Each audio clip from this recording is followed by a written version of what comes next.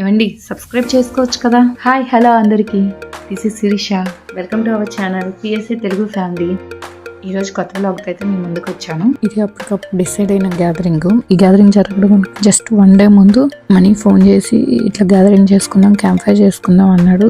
అందరం ఓకే అనుకుని just 1 day అయినా కానీ అందరికి పాసిబిలిటీ ఉంది, అంత తక్కువ టైంలో డిసైడ్ అయినా కానీ అందరికి పాసిబిలిటీ ఉందని ఇంకా మేమందరం ఇట్లా ప్లాన్ చేసుకున్నాము.